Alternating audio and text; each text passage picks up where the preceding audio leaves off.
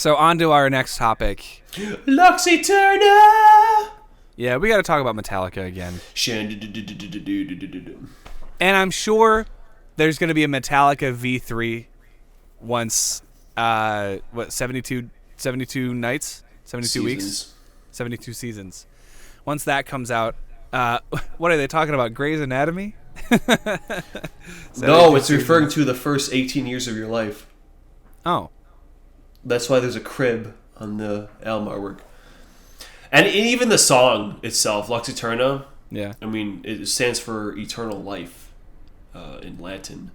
So and like you were talking about earlier, it's literally them remaking Hit the Lights, but with some obvious Motörhead influence. Yeah. Because it's very much overkill with like the drums and shit. And even the false end at the end and then it comes back in. Yeah. I mean, if I had to guess, they were probably coming up with the idea for the album and they were like, what if we just look at our lives segmented, you know? And it's like, what were we listening to a lot when we were kids? A lot of Motörhead, you know? Yeah. Yeah, I think it's cool. Once again, David already has a video talking more about the song and in more detail on his music channel, DK Media Music.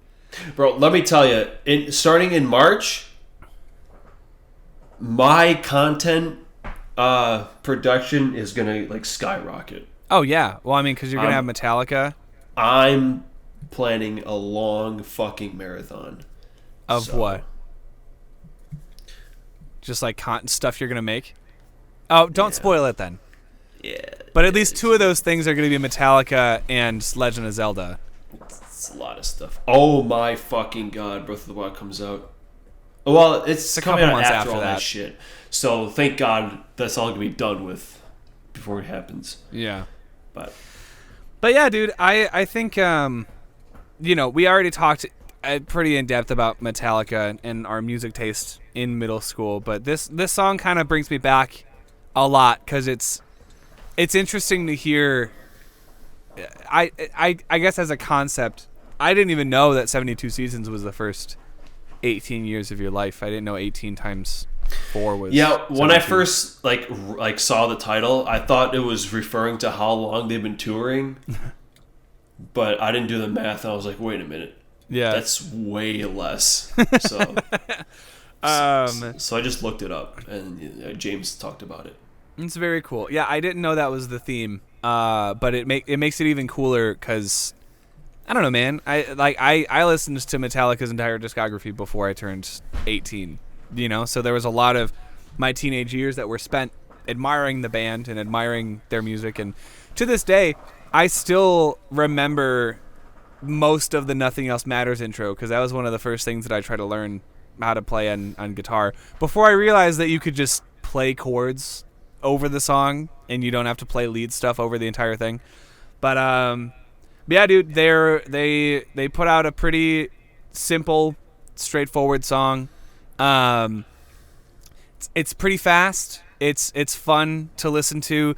I feel like some of the lyrics are a little like lighter in tone than a lot of their lyrics before. I think there's specifically a part where James sings like "Give me the light" or something like that. I forget what the exact line is, but it was just like, oh, that's usually the opposite of what they usually sing about, like darkness and stuff and death. Metallica likes death. It's a great video. Go watch it. So they also announced the album and the album artwork, and they got a bunch of fucking promo stuff for it already. April 14th. Yeah. Something else is coming out in April. Oh, the Mario movie. Mario movie's coming out in April. Yeah. Did you see that trailer too? Yeah. Did you see the new Transformers Rise of the Beast trailer? No, I don't give a shit. I never saw any of those movies. Probably never will. So, one of these days, I'm going to have to sit down and watch Bumblebee because it is widely regarded. This isn't even about Metallica anymore, but really quick side. One of these days, I want to watch Bumblebee with Haley Steinfeld because it's widely considered the one, like, truly good Transformers movie. And ironically, Michael Bay did not direct or write it. So everyone seems to generally agree that it's a really good movie. All of the Transformers designs are done really well. They look less like big chunks of metal, like just steel, like silver metal, and they actually have recognizable like colors and designs and shapes and stuff. And the story is really good. It's modeled after like 80s feel good like E.T. Because it takes place in the 80s, which is wild.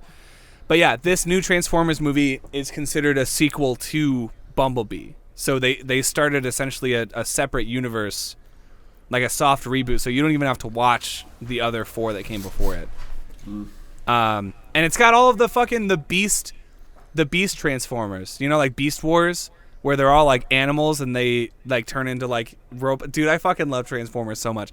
But I also love Metallica, which means that we have to go see them when they come to Chicago one of the 2 times. But it has to be the Pantera date.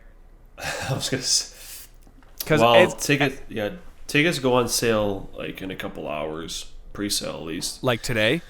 Yeah, so I'm gonna see how much, because they're only selling the 2-night package for now, and then not until January are they selling like the single tickets. Well, and that's probably gonna be like, slim pickings. And I'm super nervous because they're 2 different sets. Okay. And I swear to God, if I don't get Creeping Death again, I'm gonna disown them. Well, yeah, because they're doing every city that they go to, they're doing 2 nights in one city. So I think it's like a weekend thing, or maybe they're doing like a Thursday and a Saturday of every Friday and Sunday. Oh, that's weird, dude.